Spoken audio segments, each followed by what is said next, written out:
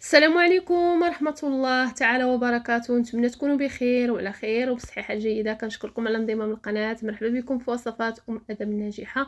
اليوم ان شاء الله غنقترح جديد وفيديو جديد غنوجد معكم هاد الغريبة بالطريقة اللي كنوجدها انايا. غزالة يا البنات، تستحق انكم تجربوها، وبنينه بنينه بزاف بواحد الطريقه ما تصوروش، وكتجي مقرمشه غزاله وكتذوب في الفم.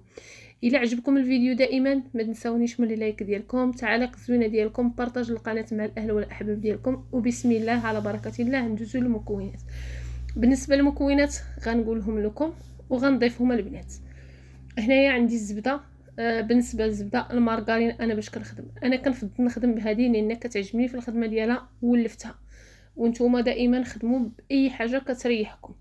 بالنسبه للسكر غنضيف كاس ديال السكر كلاصي وكاس ديال السكر سنيده. هانتوما كما شفتوا، كاس ديال السكر كلاصي، كاس ديال سنيده. تقدروا الا عندكم سنيده هكا ما كاينش سكر كلاصي طحنوها شي شويه، تكون المهم رقيقه ما تكونش غليظه. هنايا ان شاء الله يا ربي كنضيف 2 ساشيات ديال الفاني للتنسيم.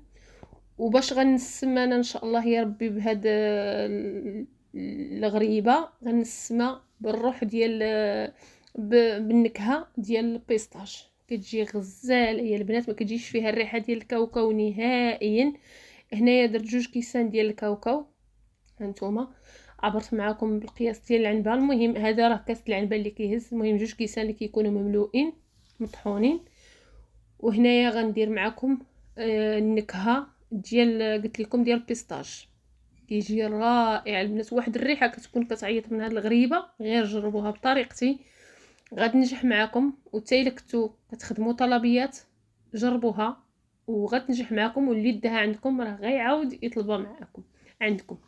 هنا ان شاء الله يا ربي كنضيف المهم انا غنعبر كلشي غنوجدو، لان مع التصوير دائما كنقول لكم كنوجد كلشي عاد كنبدا نخدم. 2 ديال البيضات لان باش ما تجيليش الغريبه ديالي كتفرت بزاف. الا كانوا كبارين ديروا 2، كانوا صغار تقدروا ديروا حتى 3 ديال البيضات. المهم انا غنخدم دابا هذوك الزبده مع السكر. والزبده انا عندي يعني بالحراره ديال المطبخ، يعني ما كتاخذليش وقت كتير بزاف دغيا كنخدمها. وكي راني رجعت الفيديوهات ديالي راني كنخدم في الهاشوار. الا كنت هكا مزروبه كنخدم في الهاشوار، الا كان عندي الوقت راه ما كنخدمش في الهاشوار، كنحاول نخدم بيديا. المهم كنحاول نخدم هذاك الكاوكاو، وداك الكاوكاو راه ضفتو من الاول مع السكر دغيا كتخدم ليا هذيك الزبده. هنا ان شاء الله يا ربي غنزيد الزيت. بالنسبه للزيت 2 ديال الكيسان ديال الزيت. وبالنسبه للاختلاف الا درتو الكاسه البنات درتو الزبده ديال العبار ما ديروش 2 كيسان ديال الزيت، يعني غديروا غير كاس اللارب. يعني دائما زبده العبار هي راها ميدمه، عكس المارغرين راه 2 كيسان الى الله كتجي هي هذيك. هنا البنات درت 2 كيسان. هنا تقدروا تعبروا بزلافه الا درتو زلافه السكر زلافه ديال الزيت، راه هي هذيك. الا عبرنا بالكاس العنبه كيعطينا 2 كيسان. هنا هذيك النكهه ديال البيستاج اللي درت واحد الريحه كتعيط من غريبه كتجي غزاله. صافي هنا كنستمر هكا حتى كنخلط مزيان، يعني حتى كان داك الزيت يعني كيدخل في هذاك الزبده والمكونات كامله، ما كيبقاش يبان الزيت باش ما الغريبه ديالكم ما تطلق لكمش الزيت. ضروري من هذه المرحله كتخدموا مزيان هذاك الزيت. كما شفتوا البنات كنحاول نخدم هذاك الزيت مزيان حتى كتولي كلها على شكل بوماط. غنزيد 2 ديال البيضات.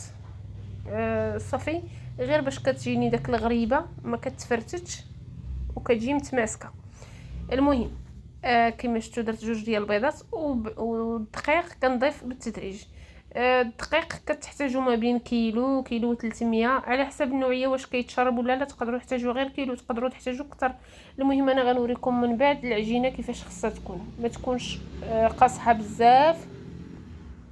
المهم العجينه ما خصهاش تكون قاصحه بزاف. وعندي هنا 2 ديال الساشيات ديال الخميره ورشيشه الملح بطبيعه الحال راني ضفتها في الاول. صافي هنايا ان شاء الله يا ربي كنبدا كنضيف الدقيق. الدقيق يعني ما كتحتاج هاد الغريبه ما كدلكوها ما والو، يعني بحال كتجمعوا العجينه ديال الصابلي، غير كتجمع لكم العجينه ديالكم صافي كتخدموا بها مباشره، يعني ما كتحتاجش يشد لك. صافي راه كتجي ناجحه يا البنات وكطيب على خاطرها، كتجي غزاله. جربوها. بالنسبه للناس اللي كيخدموا بطبيعه الحال طلبيات، جربوها غتجيكم زوينه بزاف البنات وكتكون ناجحه، وحتى البنه كتكون بنينه.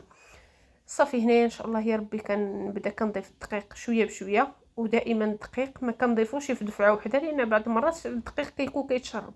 هنا كنلمو بحال العجينه ديال الصابلي. صافي كنجمع العجينه ديالي هكا، ها نتوما شوف. صافي ها نتوما شوفوا العجينه البنات كيفاش كتكون. الا درتها بنيديه كتكون مرطبه. ها نتوما شتي كنحط يدي فيها، ما كتشقق العجينه ما والو، كتكون رطبه لان مازال ملي كتبداو تخدموها راه كتزيد العجينه كتشرب معاكم. بالنسبه لهنا البنات عندي السكر كلاصي. الا كان سبيسيال من الاحسن خدموه بسبيسيال، ما عندكمش غديروا غير سكر كلاصي. انا عندي غير العادي لان البلاصه فاش غنجيبو بعيد ليا بزاف، درت غير العادي ودرت له واحد 2 معالق ديال النشا. صافي هنايا ان شاء الله كنعاود نغربلو مزيان. صافي وغنبدا نخدم الغريبه ديالي. بالنسبه للفران البنات راني شعلت له العافيه غير من التحت، يعني ما كنشعلش عليها من الفوق ومن التحت. كنكون شاعله الفران ضروري يكون كيسخن لان ضروري كنديروا له العافيه على وجهها. هنا كنغطيها، ضروري نغطيها بواحد البلاستيكه باش ما كتنشفش هذيك الغريبه ديالي. هنايا اذا كان عندكم الورق ديال الزبده غتلوحها كلها في السكر كلاصي. ما عندكمش بحالي انا ما متوفرش، كندير لها غير الوجه ديالها من التحت، ما كنديرلهاش السكر.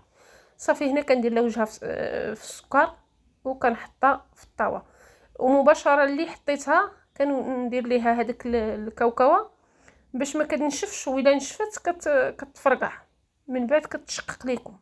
من الاحسن اللي حطيتو هكا كديروا واحد القياس هكا قليل وكتعاودوا تزينوهم بالكاوكاو. صافي هنايا كما شفتوا غنحاول القياس. المهم نتوما الحجم نتوما كتحكموا شحال بغيتو في الغريبه. انا كندير الحجم ديالهم متوسط، وكبارش او ما صغارش بزاف. هنا كما شفتوا كنحطهم كاملين هكا في الطاف هذه، ما كنديرلهمش على كندير لهم السكر غير على الوجه ديالهم. صافي العجينه مزيانه يعني طريه. صافي كنهزهم وكنحطها هكا في الطاوه، ما مفرشاش لا بورق الزبده ما مدهونه ما والو لان ما كيتلصقوش. صافي كنستمر هكا حتى كنكمل الكميه كلها. هنايا عندي الكاوكاو. عندي انا هذاك الكاوكاو الغليظ باش خدمت.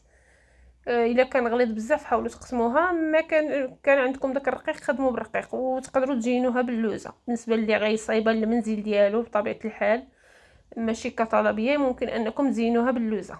انا كنزينها غير بالكاوكاو لان كنخدمها كطلبيه، يعني ما غاديش نديرها، ما نديرش ندير لها اللوز. هنايا البنات هانتوما هاد الشكل هكا.